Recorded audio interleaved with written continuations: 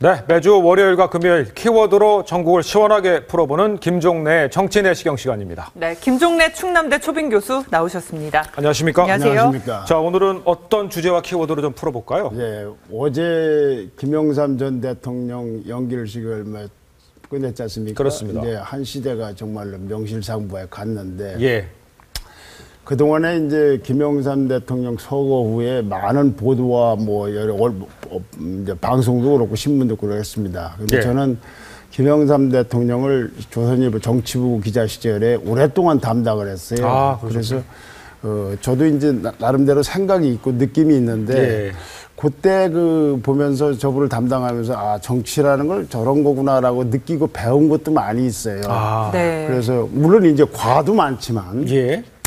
고인된 보고 오늘 뭐 과만 얘기하기는 좀 그렇지 않습니까? 그래서 그것이 나중에 제가 이제 징기스칸 책을 쓸 때도 예. 아, 리더라는 건 저런 거구나라고 할 때 좋은 참조가 됐던 부분도 있어요. 그래서 오늘 뭐 단점까지 얘기할 건 없고 그 어떤 점을 제가 좀 착안했는가 하는 걸 좀 그 당시 취재를 하면서 느꼈던 걸 예. 토대로 해서 좀 말씀드려볼까 하는데 예. 네. 우선 그에 앞서서 지난 여름에 김영삼 전직 대통령들이라든가 이런 분들에 대한 갤럽에서 여론조사를 한 걸 보면 예. 누가 제일 훌륭한 대통령이었냐? 라고 하면 박정희 대통령이 뭐 40몇 프로로 압도적이고 네. 그다음에 노무현 24%, 김대중 14%, 전두환 3%인데 김영삼 대통령은 1%밖에 안 됐어요. 네. 그리고 잘했냐 잘못했냐고 나오면 김영삼 대통령 잘못했다가 42%고 잘했다가 16%였단 말이죠. 예. 근데 불과 몇 달 만에 지금 보면은 저도 담당했던 저도 놀랄 정도로 많은 분들이 특히 그렇게 뭐 목에 힘쓰고 명함께나 있는 분 말고도 아닌 분들이 저렇게 어떻게 그렇게 저렇게 추모를 하는가. 네. 저도 사실은 좀 놀랐는데 예. 그걸 저는 한마디로 표현하고 있는 것이 그러니까 오늘 말씀드릴 김영삼이라는 사람의 인간적인 정치적인 인간으로서의 말씀을 드리자면은 예. 그 추모곡 조곡이었던 것 같아요. 네. 청산에 청산에 살리라. 살리라. 한번 다 아시겠지만 한번 볼까요? 나는 숲을 누궈진 청산에 살으리라. 나의 마음 푸르러 청산에 살으리라. 이 봄도 산허리엔 초록빛 물들었네. 세상 번뇌 시름 입고 청산에 살으리라. 길고 긴 세월 동안 온갖 세상 변화였어도 청산은 의구하니 청산에 살으리라. 네. 이게 이제 뭐 IMF 실패다 뭐 어떻다 하지만 이분의 내면 세계를 흘렀던 그 흐름이 아닌가. 예. 사실은 이번에 그분이 애창곡이었다고도 알았습니다만은. 네. 그래서 오늘 제목을 이렇게 붙여봤습니다. 예. 네. 김영삼이 청산 정치하고 요즘에 있는 정치를 이게 뭐 어찌 보면 청산해야 될 정치죠. 이쪽은 이제 흑산 정치라고 제가 이름 붙였습니다. 이게 실제 있는 말이 아니고 네, 알겠습니다. 요즘의 정치를 보되 이좀 정치가 완전히 다 잘못됐다는 건 아니지만 예. 김영삼 정치에서 우리가 발견하고 고인을 잘 모시는 길은 예. 이런 여기서 긍정적인 면 좋은 측면 또는 이런 독특한 측면이 있구나 하는 걸 재발견하는 것이 아닌가. 예. 네, 그래서 보죠. 네, 첫 번째 한번 보시죠. 고유 브랜드 정치 대 모방 답습 정치. 이 김영삼 대통령은 김대중 대통령도 마찬가지지만 정치를 왜 바둑에서 보면 누구 류가 있지 않습니까? 그렇습니다. 스타일. 김영삼 스타일이라는 고유 브랜드를 만든 사람이에요. 네. 어떻게 만들었나요? 그러니까 상도동계라고 이름이 예, 예. 상도동계가 거처하는 지역이었지만 이제 정치권으로 들을 때 상도동이라는 말은 정치적 경제학적 용어가 되지 않습니까? 그렇습니다. 동교동도 마찬가지지만. 근데 요즘 정치하는 분들은 저분이 무슨 정치를 왜 하는지에 대해서 심지어는 유체이탈 화법이라고까지 나오지 않습니까? 그렇습니다. 그러니까 이건 어떻게 되느냐. 자기류의 정치를 브랜드 있게 창업하지 마. 창조 정치를 못하고 모방을 하고 답습을 하고 암기를 하고 흉내내기를 하고 이런 정치를 하는 거 아닌가. 그래서 그렇게 해서 많은 공도 있고 과도 있었겠지만 어쨌거나 나는 나다. 라는 김영삼다운 정치를 창안해낸 것이다. 그래서 한 일가를 이룬 것이 아닌가. 그리고 그 후계자들이나 배운 문화생들이 여기저기에 있으면서 지금도 건강하게 활동하고 있는 것이 아닌가. 네. 예. 다음 키워드는요? 네. 저는 오히려 이 부분이 굉장히 중요한 부분이라고 봅니다. 네. 추구했던 가치가 뭐 민주주의니 뭐 그러면 당모가지 밑으로 하는 하도 많이 나와서 합니다만 그런 가치도 중요하지만 김영삼 대통령이 갖고 있던 그 인간적인 정치라는 험악한 세계에서도 이분은 인간을 비교적 실천을 하려고 했던 근데 요즘 정치는 인간을 내세우는 거죠. 실천하지 않고. 국민을 위하여, 민생을 위하여. 그런데 아까도 말씀하셨듯이 세비는 또 슬그머니 인상하려고 하고 하네. 이렇게 인간을 내세우지만 실천하지 않는데 여기는 휴머니즘을 실천하려고 했던 것이 아닌가. 예. 그 점을 오늘 중앙일보는 이렇게 표현하고 있습니다. 네. 경공원, 요리사, 고3, 대학생, 시민이 민소유 주인이었다 이거죠. 네. 어? 김경희 위문희 기자가 이거 80년대 태어난 두 여기자라고 합니다. 본 거는 전용기, 승무원, 23년 전 운전기사 빈소를 이렇게 찾아왔는데 예. 그중에 특이한 분이 이런 분이에요. 용파리 사건의 주범.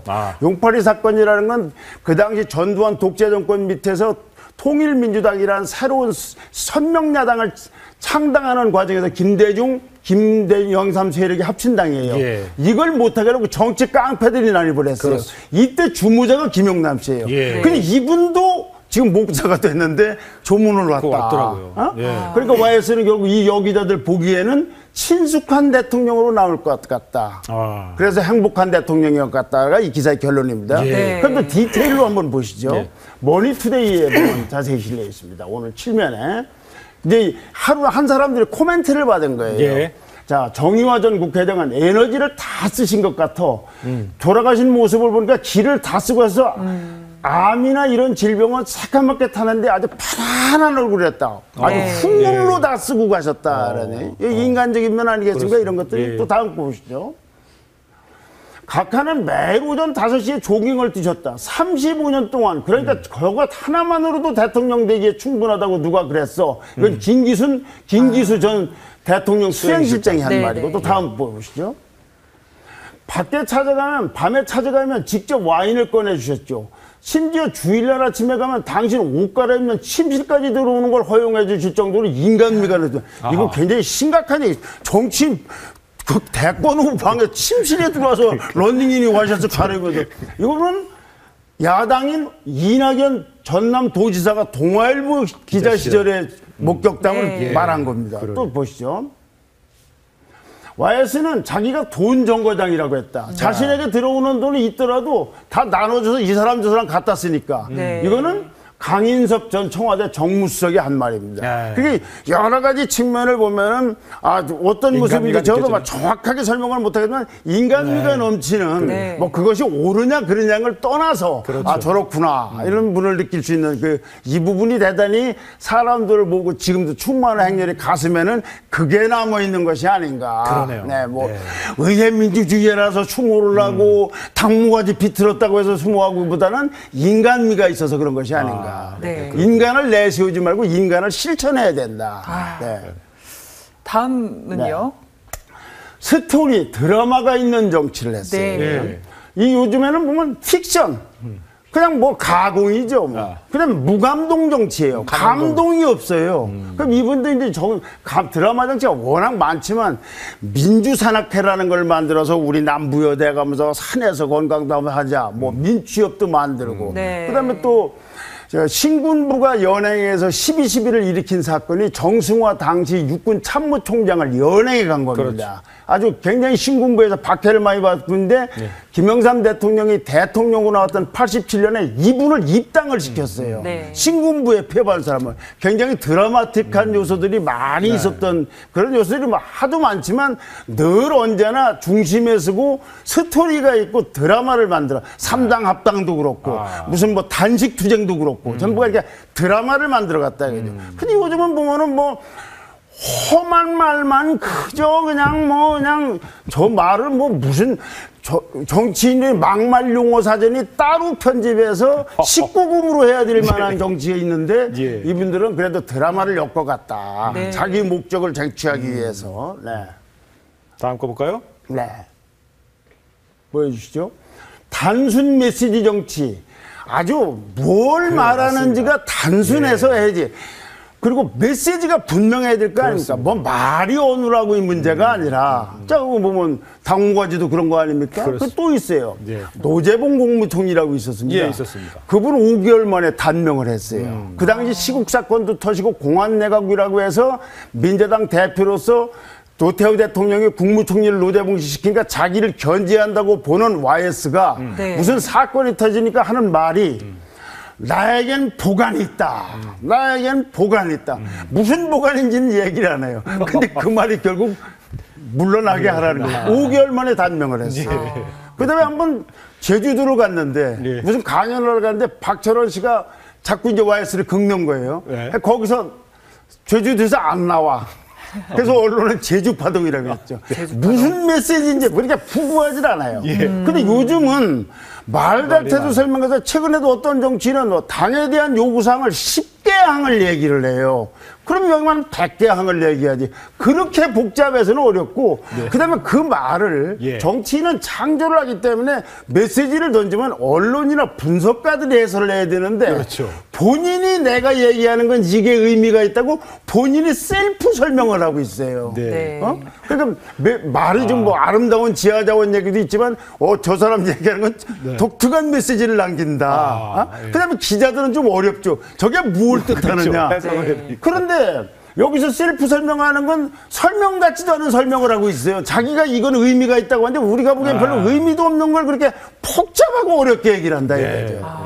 확실히 극명하게 이렇게 대조가 이렇게 되네요. 정치는 대중을 상대로 하니까 이런 건 그래서 뭐 표현이 이상하다면 흑산 정치가 아닌가. 와닿지를 않아요. 그래서 가슴도 와닿지도 않고 무슨 소리 하는지 어렵고 자기네들 듣기로 어려우니까 만나면 만나서로 쟤는 저 얘기했다 나는 이 얘기했다고 그냥 만나자마자 또 딴소리를 하고 이런 게 단순하지 않아서 그때요.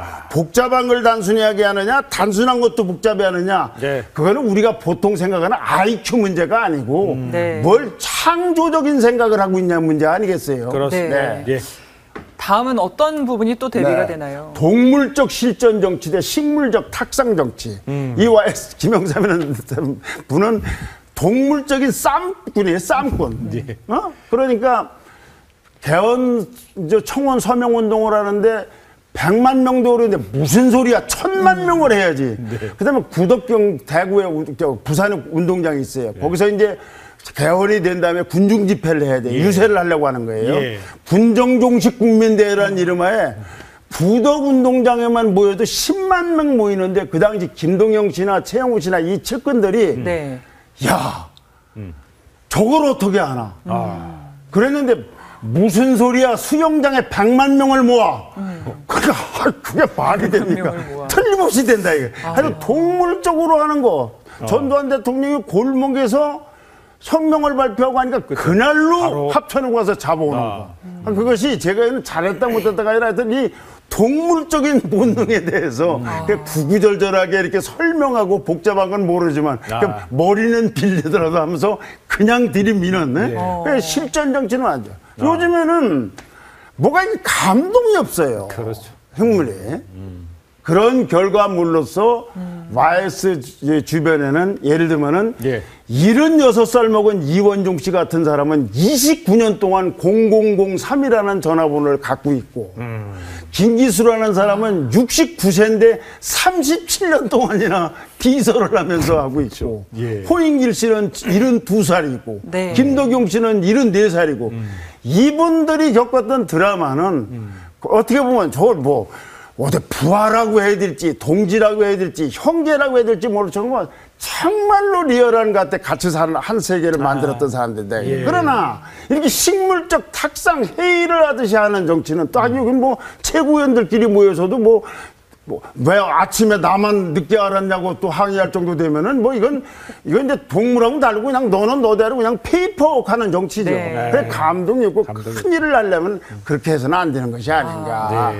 정말 인간적이고 또 살아있는 정치를 하셨다는 생각도 들어요. 물론 단점도 있어요. 그러나 여기서 뭐 IMF 실패니고 그거 다 얘기하면 한이 없으니까 고인에 대한 예의도 아닌 것 같고 그 점은 시청자분들도 이해를 해주셨으면 합니다.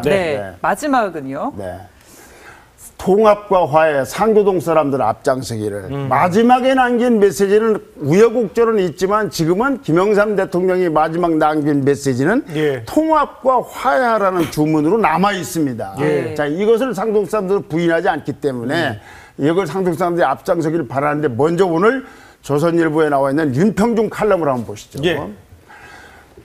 거인의 어깨 위에선 난쟁이들이라는 제목 속에서 윤평중 씨가 쓴 건데 왜 이렇게 YS가 죽으면서 더 영웅이 된 것처럼 신드롬을 일으켰느냐. 네. 아까처럼 잘못했다는 사람이 훨씬 많고 인기도 전두환 대통령보다도 없는 못했었죠. 평가를 받는 분이 왜 이러느냐. 결국 YS를 기르는 여론은 무슨 경제 사정이 석 달 만에 베낀 것도 아니고 여론조사는 네. 8월 달에 했으니까 네.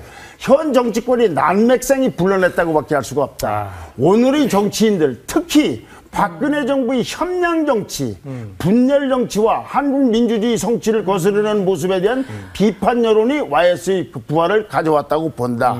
저는 여기에 덧붙여서 네. 야당도 마찬가지라고 봅니다. 네. 지금 근데 야당도 친노와 비노가 돼 싸우는 거, 문안박 갖고 싸우는 걸 보면은 이분들은 남북 화해를 얘기하지 말고 민주주의 얘기하지 말고 본인들끼리나 그걸 좀 실천했으면 좋겠어요. 네. 다음 문장 보시죠.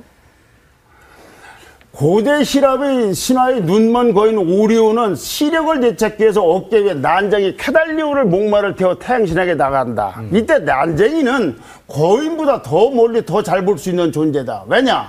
난쟁이 시력이 더 좋거나 신장이 커서가 아니라 거인이 어깨 위에 서 있기 때문이다. 다음 문장 보시죠. 네. YS 열풍은 거인이 재림에 대한 기대가 아닌 우리 자신에 대한 미래지향적 성찰이 산물이다. 그래서 이분이 열풍이 일었고 이분이 마지막에 얘기했던 통합과 화해를 그래도 우리가 앞장서야 될 텐데 그 앞장은 누가 서야 되겠습니까? 지금 김무성 대표가 분이 내가 정치적 아들이라고 하지를 말고 그걸 호적으로 등장하는 게 아니지 않습니까? 네. 이런 화해와 통합을 앞장서서 실천하고 자기부터 구심점이 돼서 할 때 남들이 인정하지 않아도 네. 아들이 되는 거 아닌가. 그렇습니다. 네. 그런 의미에서 볼 때는 상도동 사람들은 예. 더 슬퍼하고 할 것이 아니라 더 많은 부채를 짊어지고 있다고 생각하는 것. 그것이 고인을 보내는 적어도 한 계파를 한 어른을 모셨던 상도동 사람들의 의무가 아닌가. 그렇게 해야 되는 것이 아닌가 정말 생각이 듭니다. 우리 정치권이 그 김영삼 전 대통령으로부터 배울 것들을 이번에 좀 실천하는 좀 그런 기회가 됐으면 좋겠습니다.